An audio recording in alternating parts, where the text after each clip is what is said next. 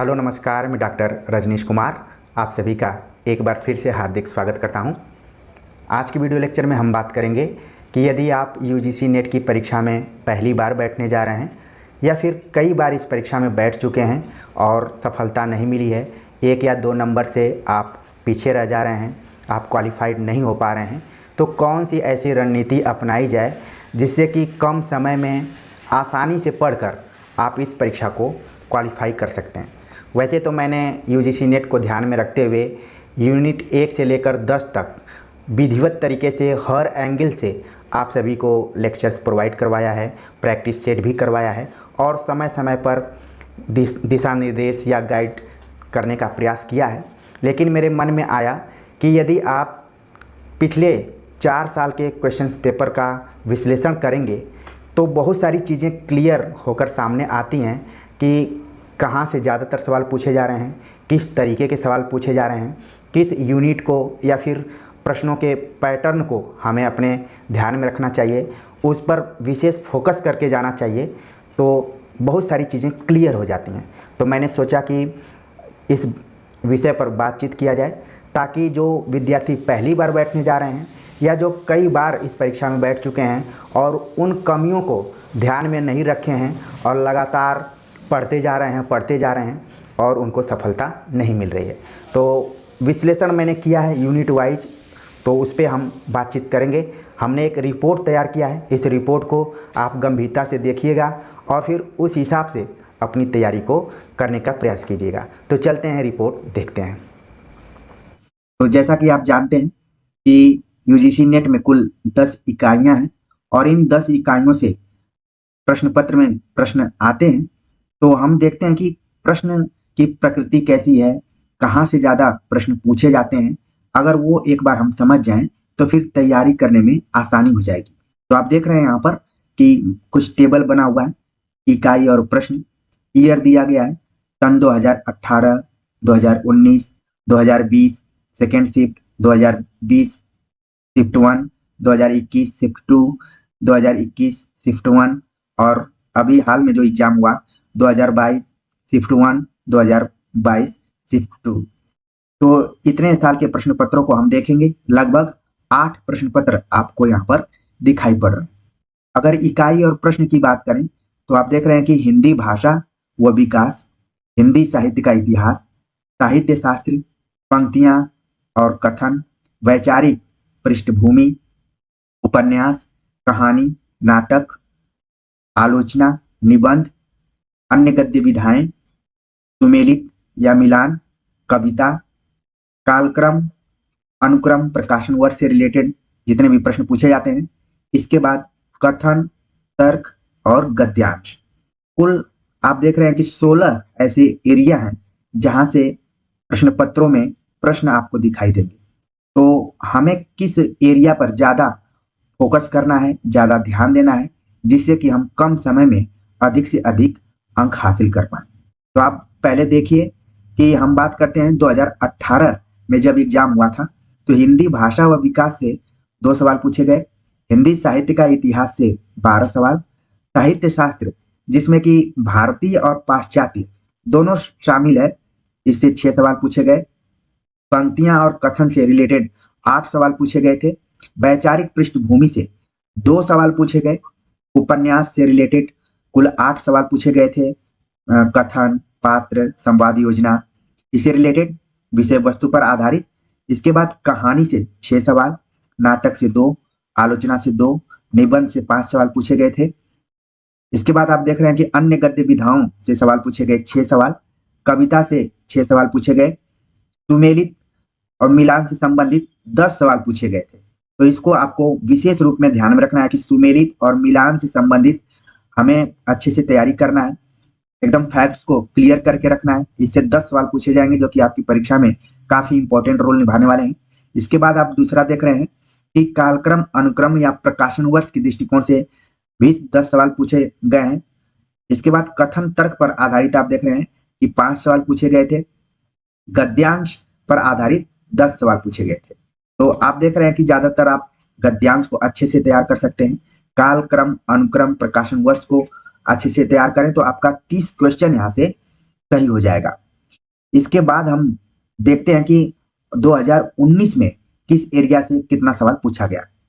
हिंदी भाषा व विकास से 4 सवाल पूछा गया, हिंदी साहित्य का इतिहास से 9 सवाल, साहित्य शास्त्र से 6 सवाल, पंक्तियां कथन से 9 सवाल पूछे गए, वैचारिक पृष्ठभूमि से 3 सवाल पूछे गए सन 2019 में भी, उपन्यास से पूछे गए सवाल 6, कहानी से 4, नाटक से 7 सवाल पूछे गए, आलोचना से 3 सवाल, निबंध से 2 सवाल पूछे गए, अन्य गद्य विधाओं से 6 सवाल, कविता से 7, सुमेलित मिलान से इस साल भी 10 सवाल पूछे गए। इसके बाद कालक्रम अनुक्रम प्रकाशन वर्ष से 9 सवाल पूछे गए, कथन तर्क पर आधारित 5 सवाल और गद्यांश पर आधारित 10 सवाल पूछे गए। तो आप फिर से एक बात देख रहे हैं कि 2019 में भी नीचे में जैसे सुमेलित मिलान से रिलेटेड कालक्रम अनुक्रम प्रकाशन वर्ष और कथन तर्क गद्यांश से सेम टू सेम उतना ही सवाल पूछे गए हैं।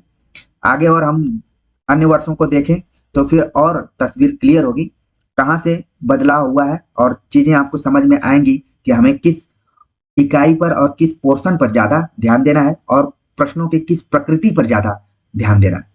अब आप देख रहे हैं कि जब 2020 में एग्जाम हुआ शिफ्ट 1 और शिफ्ट 2, क्योंकि आप यहाँ पर देख रहे हैं कि छात्रों की संख्या ज्यादा होने की वजह से शिफ्ट 1 और शिफ्ट 2 रखा गया, जबकि 2019 और 2018 में ऐसा नहीं हुआ। तो 2020 में आप देख रहे हैं कि हिंदी भाषा व विकास से शिफ्ट 1 में 5 सवाल पूछे गए, शिफ्ट 2 में भी 5 सवाल, हिंदी साहित्य का इतिहास से 9 सवाल पूछा गया और 8 सवाल, लगभग 1-2 इधर उधर बस है। साहित्य शास्त्र से 5 सवाल और 6 सवाल पूछे गए, पंक्तियां कथन से 6 और 9 सवाल। इसके बाद आप देख रहे हैं कि वैचारिक पृष्ठभूमि से 3-3 सवाल पूछे गए, उपन्यास से 9 और 10 सवाल पूछे गए, कहानी से 4 और 2। तो आप देख रहे हैं कि किसी शिफ्ट में एक सवाल ज्यादा पूछ लिया जा रहा है, किसी शिफ्ट में एक सवाल कम या फिर 2 सवाल कम पूछे जा रहे हैं। नाटक में 2020 शिफ्ट 1 में पूछे गए 10 क्वेश्चन, तो शिफ्ट 2 में आप देख रहे हैं कि केवल 4 प्रश्न पूछा गया है। आलोचना में 2 और 8। इसके बाद आप देख रहे हैं निबंध में 2020 शिफ्ट 1 में 4 सवाल पूछा गया, शिफ्ट 2 में 3 सवाल पूछा गया। अन्य गद्य विधाओं में 6 और 2 सवाल पूछे गए, कविता में 3 सवाल और 5 सवाल। सुमेलित मिलान में आप देख रहे हैं कि दोनों ईयर में, दोनों पेपरों में बल्कि 10-10 सवाल पूछे गए। इसके बाद कालक्रम अनुक्रम प्रकाशन वर्ष को आप देख रहे हैं तो क्रमशः 9 और 10 सवाल पूछे गए। कथन तर्क पर आधारित दोनों शिफ्टों में 5-5 सवाल पूछे गए थे। इसके बाद गद्यांश में आप देख रहे हैं कि 10-10 सवाल पूछे गए और आप देखेंगे कि लगातार 2018 में भी 10 सवाल पूछा गया, 2019 में भी, 2020 में दोनों शिफ्टों में पूछा गया। तो इसको आपको बहुत ही गंभीरता से तैयार करना है। कई बार हम गद्यांश को परीक्षा हॉल के लिए छोड़ देते हैं, वहां पर कई बार लगता है कि ये ऑप्शन सही होगा, लेकिन वो ऑप्शन गलत आपको बाद में जब आंसर की आती है तो पता चलता है कि गलत हो गया। तो इसलिए गद्यांश को भी हल्के में नहीं लेना है, अच्छे से इसको पढ़कर जाना है। जिसमें कि आप 10 क्वेश्चन आ रहा है तो कम से कम 8 से 9 क्वेश्चन वहां पर सही कर दें, बहुत ही अहम रोल निभाने वाला है। और आप देख रहे हैं कि कथन तर्क पर आधारित अभी तक जो भी हमने वर्षों की बात की, सब में 5-5 सवाल पूछा गया है। तो इसका मतलब है कि कथन तर्क पर आधारित प्रश्नों को भी हमें अच्छे से हल करके जाना है। बाद में मैं बताऊंगा कि ऐसे प्रश्नों को आप कैसे हल करें, ये प्रश्न कहाँ से पूछे जाते हैं। अभी हम विश्लेषण कर लें। आपने देखा कालक्रम अनुक्रम प्रकाशन वर्ष से रिलेटेड 2018, 2019 और 20 के दोनों शिफ्टों में लगभग सवाल समान ही पूछे गए हैं, 1-2 सवाल इधर उधर है, ठीक है। इसी तरीके से सुमेलित वाले में भी देख रहे हैं कि इंपॉर्टेंट है, सब में 10-10 सवाल पूछा गया है, तो बहुत ही इंपॉर्टेंट है, इसको आप जरूर ध्यान में रख कर जाएं। इसके बाद हम बात करते हैं यहाँ पर शिफ्ट वर्ष 2021 और 2022 के ऊपर। 2021 और 2022 में देखें शिफ्ट 1 और 2 में तो हिंदी भाषा व विकास से 2 सवाल पूछे गए। जब मैं हिंदी भाषा व विकास कह रहा हूं तो आपके दिमाग में ये सब यूनिट जरूर आ गई होंगी, क्योंकि मैं ये मानकर चल रहा हूं कि यहाँ पर जितने भी विद्यार्थी हैं गंभीरता से सिलेबस को रखे होंगे। तो इकाई 1 से आप देख रहे हैं कि 2 सवाल पूछा गया। हिंदी साहित्य का इतिहास से शिफ्ट 1 में 12 और शिफ्ट 2 में 7 सवाल पूछा गया। साहित्य शास्त्र में 6 और 5 पंक्तियां पूछी गई, तो फर्स्ट शिफ्ट में 8 और सेकेंड शिफ्ट में 10 पंक्तियां और कथन पूछे गए। इसके बाद वैचारिक पृष्ठभूमि में आप देख रहे हैं कि 2 और 1 सवाल पूछा गया। उपन्यास से 8 और 9 सवाल पूछे गए। कहानी से 6 और 7। नाटक से सवाल पूछे गए 2 और 5। आलोचना से 2 सवाल पूछा गया। इसके बाद निबंध में आप देख रहे हैं कि 5 और 3 सवाल पूछे गए। अन्य गद्य विधाओं के अंतर्गत 6 सवाल दोनों शिफ्टों में पूछे गए। कविता में 6 और 8 सवाल पूछे गए। सुमेलित मिलान में आप देख रहे हैं कि शिफ्ट 1 में 11 और शिफ्ट 2 में 10 सवाल पूछे गए। कालक्रम अनुक्रम प्रकाशन वर्ष में 9 और 10 सवाल पूछे गए। कथन तर्क में दोनों शिफ्टों में 5-5 सवाल पूछे गए। इसके बाद गद्यांश में आप देख रहे हैं कि 10-10 सवाल पूछे गए। इसका मतलब है कि 2018 से लेकर 2021 तक के शिफ्टों में आप देख रहे हैं कि गद्यांश में लगातार 10 सवाल पूछे गए। इसको तो मोस्ट इंपॉर्टेंट नोट कर लीजिए। इसके बाद हम कथन तर्क को भी 5 सवाल एकदम फिक्स करके चलते हैं कि यहाँ से 5 सवाल पूछे ही पूछे जाएंगे। इसके बाद आप देख रहे हैं कालक्रम अनुक्रम प्रकाशन वर्ष, ये भी बहुत महत्वपूर्ण इकाई है, इसलिए आपको इसको भी ध्यान में रख के जाना है, ये मानकर कि 10 सवाल यहाँ से आएंगे। सुमेलित और मिलान वाले जो भी प्रश्न आते हैं यहाँ से भी लगभग 10 सवाल हर वर्ष पूछे गए। तो नीचे का आप देख रहे हैं 13, 14, 15 जो टॉपिक दिया गया है ये आपकी परीक्षा से बहुत ही इंपॉर्टेंट है। लगभग 50% के आसपास में इतना दूर से सवाल आ रहा है। अब आप देखेंगे कि जैसे कविता है, अन्य गद्य विधाएं हैं, तो इसमें लगातार आप देख रहे हैं कि 5 से 6 सवाल पूछा गया। आप औसतन देखें 2018 से लेकर 2021 तक तो 5 से 6 सवाल पूछे गए। इसी तरीके से निबंध में भी 5 के अंदर ही सवाल है, आप देख रहे हैं यहाँ पर। ठीक है, आलोचना में आप देख रहे हैं कि लगभग हर वर्ष 2 से 3 सवाल आ रहे हैं। कभी कभी थोड़ा सा आपको चकमा देने के लिए कुछ सवाल बढ़ भी गए। नाटक में भी आप देख रहे हैं कि 5 सवाल के बीच में ही आए हुए हैं, कभी कभी इसमें भी ज्यादा सवाल आ गए, तो उतार चढ़ाव कभी कभी होता है। तो इसमें आप देख रहे हैं कि कुछ ऐसी विधाएं जिनमें कि प्रश्न उतार चढ़ाव वाले हैं, लेकिन नीचे का जो मैंने बताया जिसको कि मैंने घेरा हुआ है इसमें एकदम फिक्स है आपका कि इतने क्वेश्चन आने ही आने हैं। ठीक है, अभी और तस्वीर क्लियर होगी। कहानी में आप देख रहे हैं कि 6 से 7 प्रश्न पूछे जा रहे हैं। उपन्यास में भी इसी तरीके से भूमिका से लेकर पात्रों की परिचय और जो भी कथन है उससे रिलेटेड विषय वस्तु से आधारित लगभग 8-9 सवाल पूछे जा रहे हैं। तो ये भी इंपॉर्टेंट है, इसको भी आप दिमाग में रख सकते हैं। इसके बाद आप देख रहे हैं कि वैचारिक पृष्ठभूमि जो कि यूनिट 4 के अंतर्गत है, इसमें 2 से 3 सवाल पूछे जा रहे हैं। बहुत ज्यादा ऐसे सवाल नहीं पूछे जा रहे हैं, यही 2 से 3 सवाल पूछे जा रहे हैं। पंक्तियां और कथन ये सबसे इंपॉर्टेंट यहाँ पर है। आप देख रहे हैं कि 8 से 10 सवाल यहाँ पर पूछे जा रहे हैं, तो इनको भी आप ध्यान में रख सकते हैं। साहित्य शास्त्र से रिलेटेड 5 से 6 सवाल पूछे गए। हर साल आप देख रहे हैं कि 5 से 6 सवाल पूछे गए। इसके बाद हिंदी साहित्य का इतिहास जिसमें कि लगभग 7 से 10 सवाल पूछे गए। हर वर्ष आप देख रहे हैं कि 7 से 10 सवाल पूछे गए। हिंदी भाषा व विकास से आप देख रहे हैं कि 2 से लेकर 5 सवाल पूछे गए। इससे ज्यादा सवाल बिल्कुल नहीं पूछे गए। तो अब आपके दिमाग में धीरे धीरे यूनिट से रिलेटेड क्वेश्चंस बैठ गए होंगे कि किस यूनिट से कितने सवाल पूछे जा रहे हैं, किस पर हमें फोकस करना है और किस पैटर्न को हमें ध्यान में रखना है। अब सबसे जो लेटेस्ट एग्जाम हुआ है अभी तक, जो मुझे पेपर मिला है उसके आधार पर मैं बात करूं तो 2022 के शिफ्ट 1 और शिफ्ट 2 में आप देख रहे हैं कि क्वेश्चन कैसे पूछे गए। हिंदी भाषा व विकास से दोनों शिफ्टों में 2-2 सवाल पूछे गए। हिंदी साहित्य का इतिहास शिफ्ट 1 में 2 सवाल और शिफ्ट 2 में 4। साहित्य शास्त्र से 5 और 7 सवाल पूछे गए। पंक्तियां कथन से रिलेटेड 8 और 4 सवाल पूछे गए। इसके बाद वैचारिक पृष्ठभूमि से आप देख रहे हैं कि सन 2022 में बहुत ज्यादा सवाल नहीं पूछा गया है। प्रथम शिफ्ट में तो कोई सवाल नहीं पूछा गया, लेकिन सेकेंड में 1 सवाल पूछा गया। उपन्यास से यहाँ पर 8 सवाल पूछे गए और 9 सवाल बरकरार है एकदम। उपन्यास का जो यहाँ पर प्रश्न जो लगातार 2018 से 22 तक पूछे गए, उनका आप देखेंगे प्रश्नों की जो संख्या है लगभग अभी तक बरकरार है। 8 से 9 सवाल पूछे जा रहे हैं, तो ये भी इंपॉर्टेंट है। कहानी में आप देख रहे हैं कि धीरे धीरे मात्रा बढ़ रही है। 9 सवाल और 7 सवाल पूछे गए। इसके बाद नाटक में भी आप संख्या देख रहे हैं कि धीरे धीरे बढ़ रही है, 6 और 4। और जो भी सवाल पूछे जा रहे हैं उपन्यास, कहानी, नाटक, ये पूरा टेक्स्ट पर आधारित है। यही आपको समझना है। पूरा टेक्स्ट पर आधारित ये सवाल है और सवालों की संख्या धीरे धीरे बढ़ रही है। आलोचना में आप देख रहे हैं कि एक सवाल पूछा गया और दूसरे में कोई सवाल नहीं पूछा गया। निबंध में 3 सवाल पूछे गए दोनों शिफ्टों में। अन्य गद्य विधाओं में 6 सवाल पूछे गए, जो कि पिछले साल के पेपरों में भी इसी तरीके से पूछे गए। कविता में अब इसकी संख्या धीरे से बढ़ी हुई है। आप देख रहे हैं कि 2022 के प्रथम शिफ्ट में और सेकंड शिफ्ट में कविता यानी यूनिट 5 से बहुत सवाल पूछा गया है और एकदम से टेक्स्ट के अंदर से घुसकर सवाल पूछने की कोशिश की गई है। तो आप देख रहे हैं कि 13 और 18 सवाल पूछे गए। यही परीक्षार्थियों के लिए कठिन पेपर एक तरीके से बना दिया गया है। देख रहे हैं आप, पहले 6 से लेकर 8 सवाल पूछे गए थे, लेकिन 2022 में संख्या लगभग दूनी हो गई है। आप यहाँ पर देख रहे हैं सुमेलित मिलान वाले प्रश्नों की संख्या सेम ही है, 12 और 10 पूछे गए। कालक्रम अनुक्रम प्रकाशन वर्ष 10-10 सवाल पूछे गए। कथन तर्क से संबंधित जो भी सवाल है सेम टू सेम है दोनों शिफ्टों में, और गद्यांश 10-10 क्वेश्चन।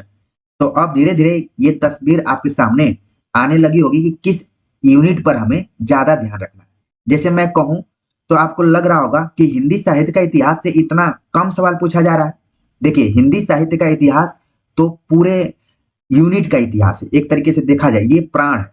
लेकिन यहाँ पर जो अंक मैंने प्रश्नों को लिया हुआ है वो जो सीधे सीधे प्रश्न है, जो कि इतिहास में हम जिसको अलग से रख सकते हैं। लेकिन ये हमें नहीं भूलना चाहिए कि हिंदी साहित्य के इतिहास में आपका पंक्तियां और कथन भी आएगा। इनको मैं इसलिए अलग से लिखा हूं कि आपको क्लियरिटी रहे कि परीक्षा में पंक्तियां और कथन भी पूछे जाते हैं, लेकिन ये सब किससे जुड़े हुए हैं? हिंदी साहित्य का इतिहास से। इसके बाद आप देखेंगे कि जो यहाँ पर सुमेलित और मिलान वाला प्रश्न आ रहा है, ये भी हिंदी साहित्य के इतिहास से ही है। कालक्रम अनुक्रम वाला भी जो है वो हिंदी साहित्य के इतिहास से रिलेटेड ही है।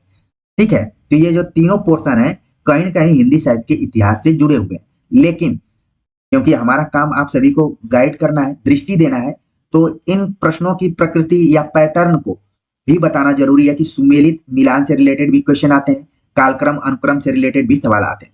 तो ये सब कहीं न कहीं हिंदी साहित्य का इतिहास से ही जुड़े हुए हैं। तो आपको इन तीनों इकाइयों को जोड़कर देखना पड़ेगा। ठीक है, इसके बाद आप देख रहे हैं साहित्य शास्त्र, जिसमें कि भाषा भारतीय काव्य शास्त्र और पाश्चात्य काव्य शास्त्र दोनों जुड़ा हुआ है। तो इसमें 5 से 6 क्वेश्चन आ रहे हैं, अभी तक लगातार यही ट्रेंड बना हुआ है। पंक्तियां कथन का भी ट्रेंड सेम टू सेम है। वैचारिक पृष्ठभूमि को बहुत टेंशन आपको नहीं लेना है। मैं जो भी चैनल पर वीडियो अपलोड किया हूँ, प्रैक्टिस सेट अपलोड किया हूँ, वो आपके लिए काफी है। 1-2 सवाल यहाँ से पूछे जा रहे हैं, आप अपने जीवन अनुभव के आधार पर भी उसको सॉल्व कर सकते हैं। लेकिन अब पैटर्न में थोड़ा सा चेंज आया हुआ है, जैसे उपन्यास हो गया, कहानी हो गया, नाटक, या फिर जो कवि निबंध है, अन्य गद्य विधाएं हैं, कविता है। अब इनमें प्रश्नों की संख्या ज्यादा इनसे आ रही है। जैसा कि आप देख रहे हैं यहाँ पर कि 8 और 9 सवाल पूछे गए, और ये ऐसे सवाल हैं जिसको कि आप सीधे सीधे नहीं सॉल्व कर पाएंगे, क्योंकि ये उपन्यासों के अंदर से पूछे जा रहे हैं, भूमिका से पूछे जा रहे हैं, पात्रों से पूछे जा रहे हैं, विषय वस्तु से सवाल पूछे जा रहे हैं। इसके बाद जो भी कथन है उससे रिलेटेड सवाल पूछा गया है। तो थोड़ा सा कठिन बन रहा है टेक्स्ट से। तो इस पर हम काम किए भी हैं और आगे भी करेंगे। कहानी पर भी आप देख रहे हैं कि सवाल धीरे धीरे ज्यादा बन रहे हैं, सेम टू सेम उपन्यास के पैटर्न पर। नाटक पर भी उसी तरीके से सवाल बन रहे हैं और इनकी संख्या धीरे धीरे बढ़ती जा रही है। आलोचना भी कहीं न कहीं इतिहास का ही पार्ट है, हिंदी साहित्य का इतिहास से। तो इससे भी आप देख रहे हैं कि 2-2 सवाल, 3-3 सवाल पूछे गए। ठीक है ना। तो जो प्रमुख आलोचक हैं, कुछ की रचनाएं पूछ ली जा रही हैं, कुछ के सिद्धांत पूछ लिए जा रहे हैं। निबंध जो यूनिट निबंध का है, उससे आप देख रहे हैं कि 3 से 5 सवाल पूछे जा रहे हैं। तो इसको भी आप नॉर्मली आप इसका अध्ययन कर सकते हैं। फिर अन्य गद्य विधाएं, क्योंकि ये भी टॉपिक लंबा चौड़ा है और यहाँ लगभग हर साल 6 सवाल पूछे गए। तो ये भी 6 सवाल आपके लिए काफी इंपॉर्टेंट है। लेकिन आप देख रहे हैं यहाँ पर जो कविता का पोर्शन दिया गया है, यहाँ पर जैसा कि मैंने बताया कि अब थोड़ा सा प्रश्नों की संख्या यहाँ से बढ़ी। ठीक है ना। तो पहले जहां 6 से 7 क्वेश्चन पूछे जा रहे थे, अब वो सीधे दूना होकर 13 और 18 क्वेश्चन देखिए पूछे गए हैं। इसके बाद सुमेलित मिलान वाले एकदम फिक्स हैं। यहाँ से एकदम आप अपने दिमाग में रखिए, सुमेलित मिलान, कालक्रम अनुक्रम, प्रकाशन वर्ष, कथन तर्क, गद्यांश से रिलेटेड लगभग 50 क्वेश्चन तो यहाँ से आपके आने ही आने। ठीक है। तो 50 अगर मैं बोलूं तो 10, 20, 30, 35 क्वेश्चन तो आपके एकदम से फिक्स हैं। 35 क्वेश्चन, अगर 100 में 35 क्वेश्चन यहाँ से आ रहे हैं तो बहुत एक तरीके से अहम रोल निभाने वाला ये पूरा पैटर्न है। गद्यांश आप अच्छे से सॉल्व कीजिए, कथन तर्क को अच्छे से समझ कर सॉल्व कीजिए और बाकी इन सबको क्लियरिटी के साथ अपने कॉन्सेप्ट को ध्यान में रखिए। अच्छा, आपके दिमाग में आ रहा होगा कि कथन तर्क को हम कैसे सॉल्व करें। इसके लिए आप जितनी भी ऊपर के जितने भी यूनिट है उनको अच्छे से आपको ध्यान में रखना पड़ेगा, क्योंकि कथन तर्क पर आधारित जो भी सवाल होते हैं वो कहीं न कहीं एक स्थापना दी जाती है, फिर उसके बाद तर्क दिया जाता है, फिर आपको निष्कर्ष पे पहुंचना पड़ता है। तो वो एक तरीके से सैद्धांतिक पैटर्न पर आधारित होता है। तो हमें हर हालत में जितने भी यूनिट दिए गए हैं 1 से 10 तक, उनके सैद्धांतिकी पक्ष को ध्यान में रखना पड़ेगा, जिससे कि हम स्थापना और तर्क दोनों को आपस में देखें कि एक दूसरे से मिल रहे हैं या फिर नहीं मिल रहे हैं, सही हैं, गलत हैं। इस टाइप से हमारे अंदर समझ विकसित होगी, तभी हम कथन और तर्क पर आधारित क्वेश्चन को सॉल्व कर पाएंगे। तो इसके लिए आपको हिंदी भाषा व विकास से रिलेटेड हर कॉन्सेप्ट क्लियर होने चाहिए। हिंदी साहित्य के इतिहास का जो सैद्धांतिक पक्ष है उसकी क्लियरिटी होनी चाहिए, साहित्य शास्त्र के सैद्धांतिक पक्ष की क्लियरिटी होनी चाहिए। अगर कोई पंक्ति या कथन किसके संदर्भ में दिया गया है उसकी भी ठीक से जानकारी होनी चाहिए।